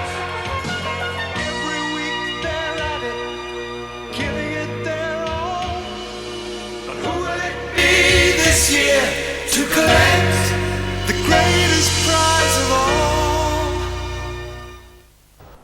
Some very important games also played last Sunday afternoon, and for 2 coaches, the farewell to both their clubs. Roy Masters was resigning as the coach of St George. Likewise, his counterpart, Warren Ryan. Both men were up and clashing against each other at the Sydney Cricket Ground. Canterbury, of course, had to win that game to have any chance of making the semi-finals. Let's go to all the highlights of the other games played last Sunday. With the Raiders certain semi-finalists, the South-North game still took on enormous significance in the make-up of the top 5. A win to the Rabbitohs would have guaranteed them 5th spot, but Norths, who had won 5 of their last 6, wanted to end the season on a bright note and got the early lead with Tate coming up with the first try. Craig Coleman initiated the Rabbitohs' comeback just 10 minutes later. It was left to Mark Ellison to level the scores with this try. The Bears then lost big prop forward Martin Bella when he reeled away from this tackle. It was feared he had swallowed his tongue. He was stretchered off with a severe bout of concussion. After going to the break at 10-all, Souths went to a 14-10 lead. A lead that was whittled away when John MacArthur split the Rabbitohs' defence. Backing up on the inside was the will-o'-the-wisp halfback, the Kiwi Clayton Friend, and his converted try saw the Bears right back in front.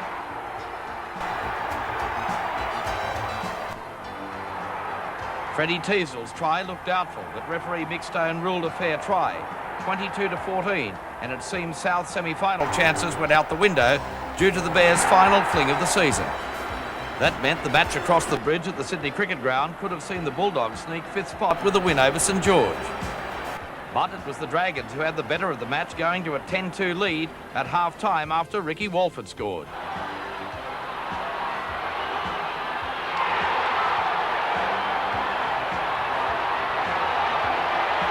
St George stretched that lead to 16 points to 2 when Fulton Smith charged through to put Cole Fraser in out wide.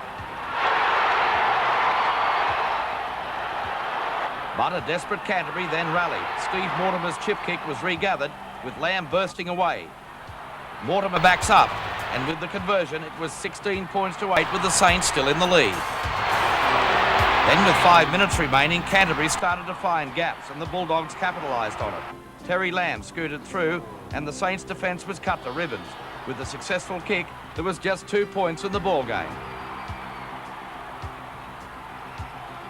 Then the announcement over the public address system about North's win was just what the Bulldogs needed. With one last-ditch effort, Henry Raymond set off for the line. The St George cover was there. The match was over, 16 points to 14 to St George. And in the middle of all that was coach Roy Masters, who got some consolation out of the end of his coaching stint with the Dragons. It also marked the end of Warren Ryan's stint at Canterbury. Tony Peters caught up with both of them after the match. Roy, the boys went out there today and they really were hyped up to give you a good send-off. Obviously a great feeling for you. Yeah, it was. It was good. It made me feel good. If they say you're only as good as your last game, well, I'm happy to go through the rest of my life saying it was pretty good. But that's why I'll have to make a comeback.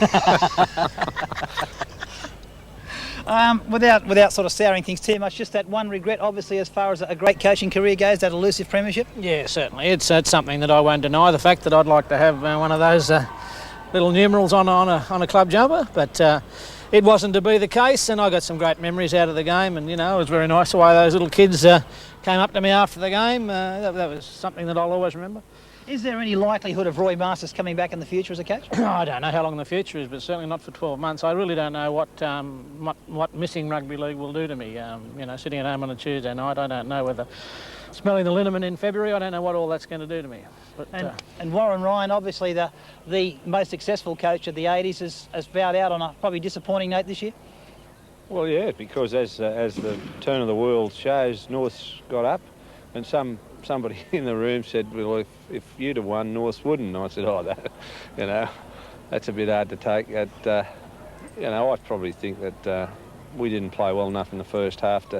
We played at the end of the game like we should have played right through the game. And probably Roy owed me one anyway, you know, from 85. I know it's a long time to wait, 2 years, but he's finally got a bit of revenge. So. It wasn't as though it was talked about, but you know, to me, you know, it was a game. It was just to go out on a winner, and I got no vindictiveness towards Warren or Canterbury. If I've got any hatred, it's not to that club anyway.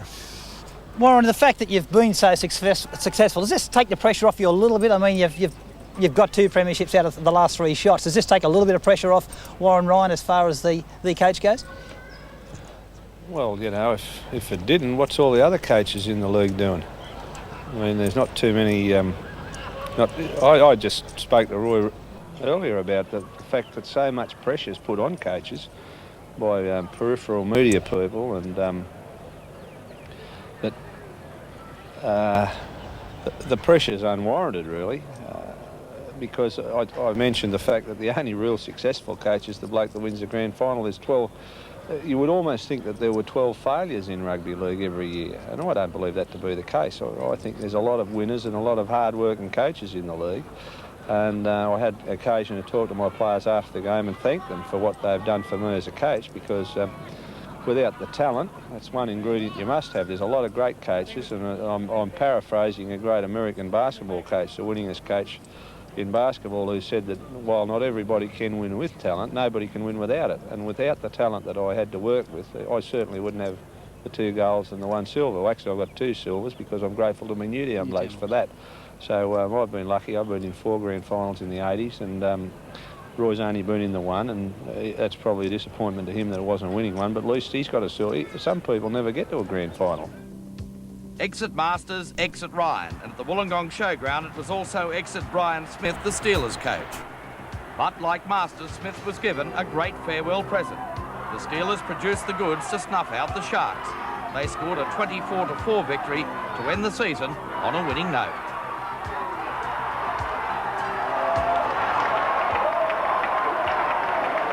On to the Monday night clash now, Parramatta and Penrith. And who would have believed at the start of the season that Parramatta, the 86 Winfield Cup champions, weren't going to be involved in the semi-finals? They made their way to Penrith Park for the last game of the Premiership proper, our first time ever under the lights at Penrith Park. And Parramatta, well, they were just hoping to say goodbye to 1987 on a winning note.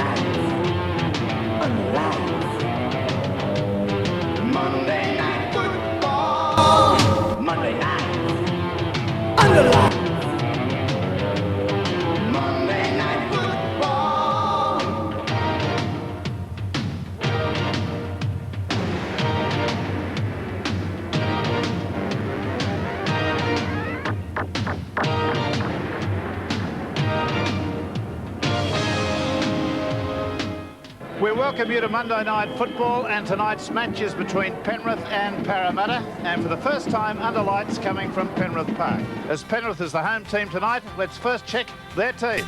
From fullback, Rob Robards, the 3/4 of Michael Moss, Cole Bentley, Mark Bevan, David Green, the halves of Greg Clements and Doug Delaney, and the forwards, Colin Vandervoort, Chris Houghton, John Cartwright, Paul Ackery, the hooker and captain, Roy Simmons, and in 13, Joe Vertanza. And even allowing for the fact that there is no Greg Alexander in this Penrith lineup, I'm pretty sure that they're keen to repeat the efforts of the weekend of Illawarra and St George and say farewell to their own coach, Tim Sheens, on a winning note.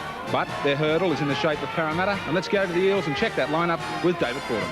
Thank you, Graham. And the Parramatta side looks like this. At fullback is Brett Scott, the 3/4 of Jeff Pearl, Michael Erickson, Brett Kenny and Tony Chalmers, the halves of Mark Laurie and Peter Sterling, who will captain the side, and the pack of Peter Ford, Peter Wynn, Graham Setry, Stan Jerd, Michael Mosley, and wearing number 52 in the front row is Don Price. Well, the pride of Parramatta is certainly at stake in this final game of the 1987 season, and also the Penrith side will be under the careful eye of the man that will guide their destiny next year, Ron Willey. Ron, of course, will join us as special sidelines comments man when we return on the other side of this break for a look at Monday Night Football, the final game of the 1987 season.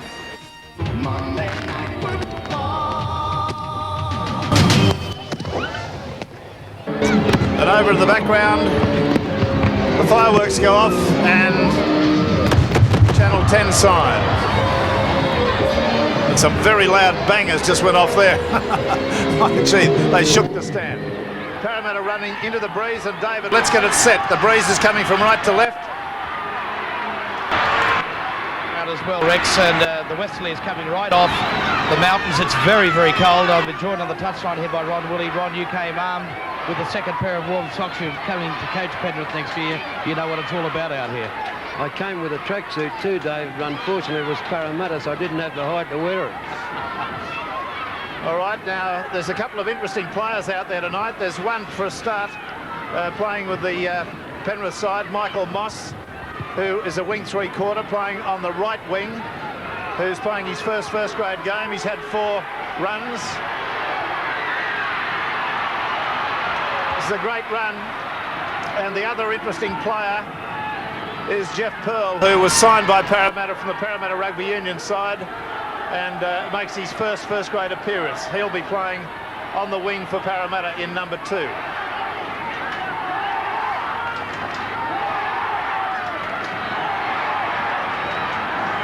There's some pretty solid defence going on there in the moment. And now there's a brawl starting. Touch judge in, referees in. There's a lot of pushing and shoving. Peter Sterling's right in the middle of that. I don't think there was a blow thrown in anger. I may be wrong. I think it developed down to a great big wrestle. Well, Greg Clements is the man involved here in the play of the ball. A similar start to yesterday with the Balmain Manly clash. Repeated here tonight under the lights at Penrith Park, and action, not rugby league action, but plenty of action right in the opening minutes.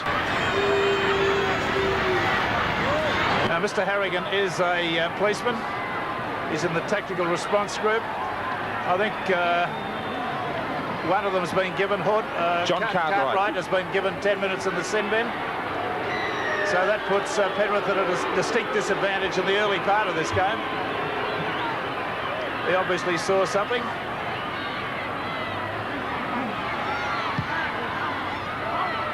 Sterling finds touch, not a bad touch. Mosley running from the tap restart, gets to the halfway line.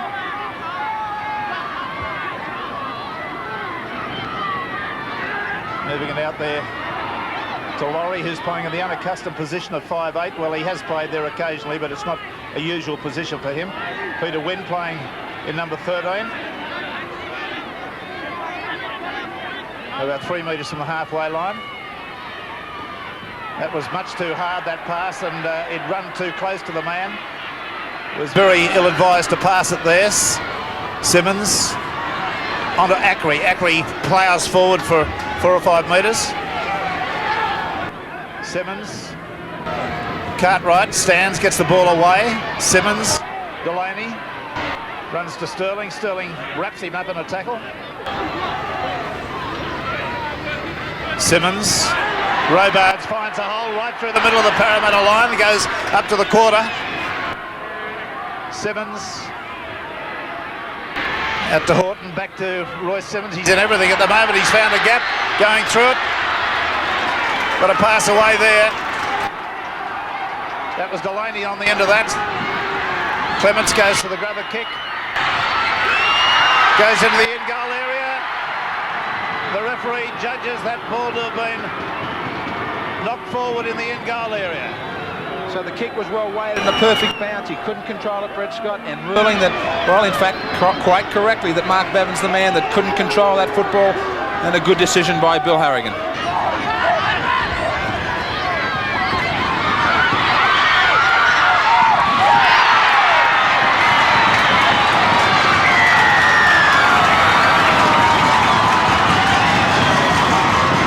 And we're back live here, just having seen a try scored. We'll see that on the replay, and you can judge yourself.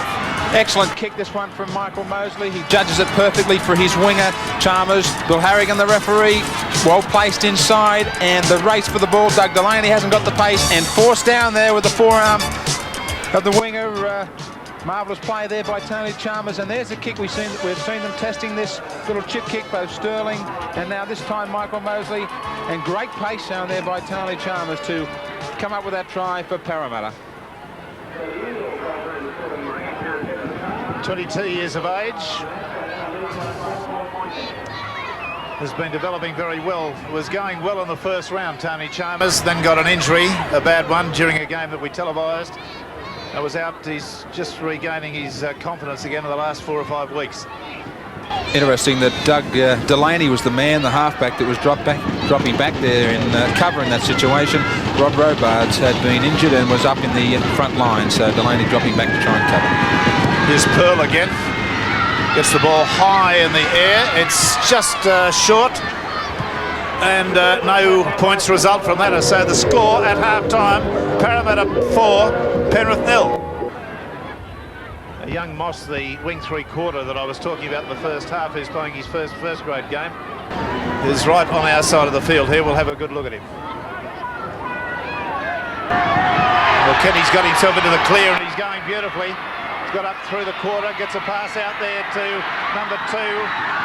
Jeff Pearl, and Pearl's in for the try. I suggest that's his first try in first grade, and he'll be a very, very pleased boy. So problems for Parramatta right throughout 1987, but Brett Kenny finding a little bit of form right here. A great break by the man. Some people have been very quick to write him off, saying that this season, well, I'm not about to write off a champion, and he showed all the qualities here, the swerve, the step, And a great ball, great long ball out there to Jeff Pearl was judged, because this breeze really has picked up. I noticed Sterling trying to give some orders out in the back line to shorten their passes up only a moment or so ago. But see all the qualities, as I say, of a champion. He just read that gap. He read that the gap was back on the inside, and the body swerve, the great swerve of Kenny, taking him away from the cover defence, settling himself there for the pass out to Jeff Pearl. Perfectly placed, and a great try and a great way for Parramatta to start this second half. Peter Sterling really should be the one now to take full control. Well, now Jeff Pearl will get the opportunity to convert his own try. He's 25 years of age. This is 5 metres outside the quarter, and very nearly on the sideline. And he moves in. He's kicked it. By Evans, that's an incredible goal from there, let me tell you. And the score hastens on. Parramatta 10, Penrith 0.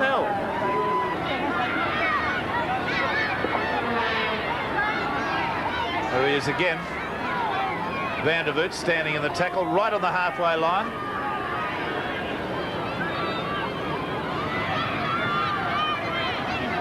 Well, that pace, that occasion, it was just too much. And away he goes.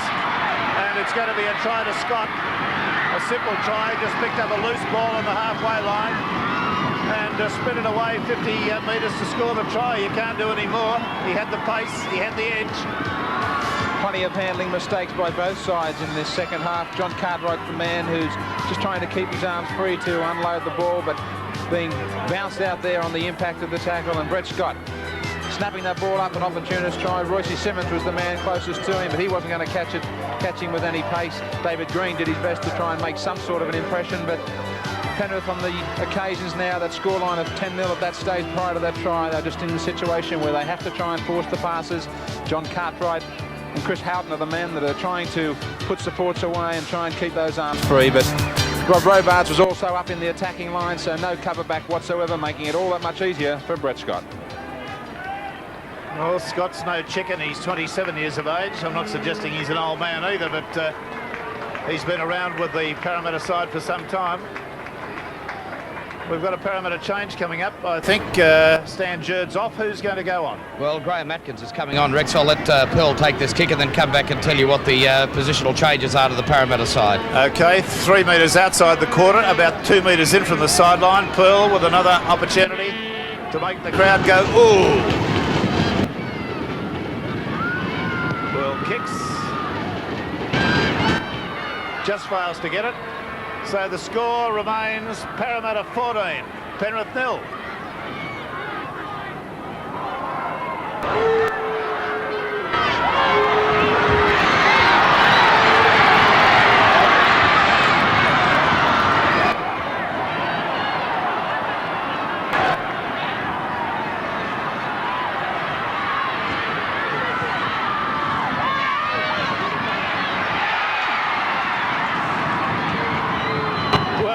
Believe that they've just scored another try, and it's been to Chalmers there. He's just gone.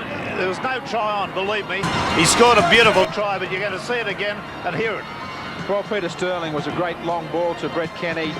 Really, when Chalmers received this ball, just have a look, you can count them there. There's 6 Penrith players in shot there on the camera, 3 all getting in each other's way, but this was the ball that gave them a chance of laying it on. But Peter Sterling, a great long pass to Kenny.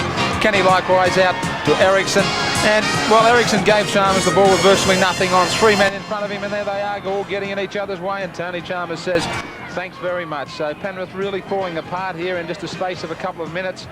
That just shouldn't have happened. This is appalling defence. Ron Woolley is certainly the man that can tell us something about this, because he's got all the headaches to overcome it in 1988. Two of the best passes of the ball in the game then, Graham.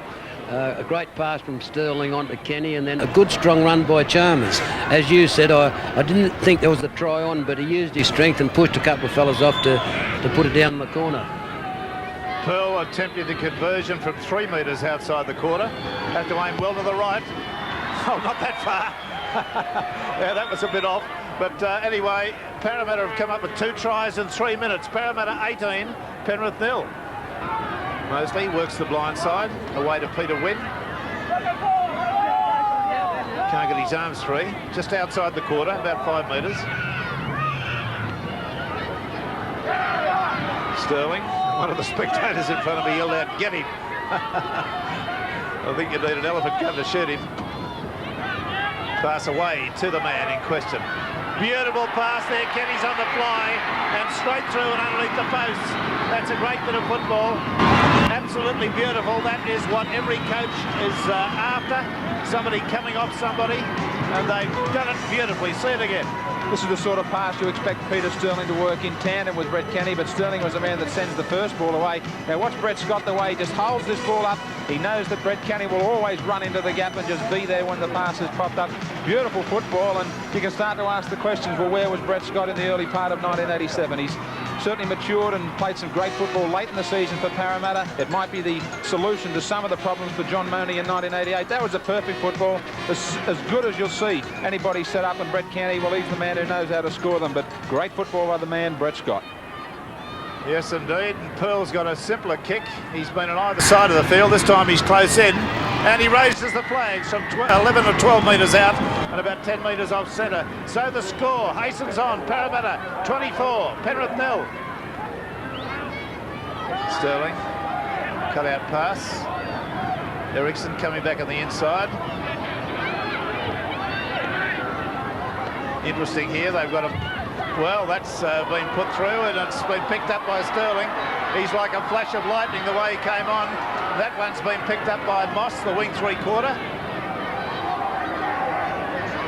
Delaney out to Houghton. Houghton's running very strong, very free, but he's picked off in good defence.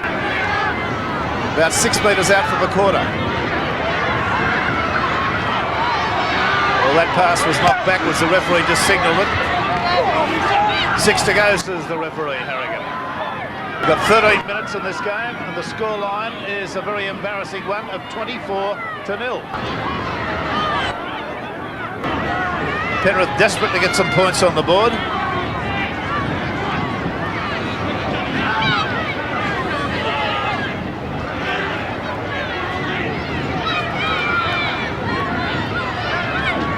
Well, Robards comes on the burst and very nearly penetrates.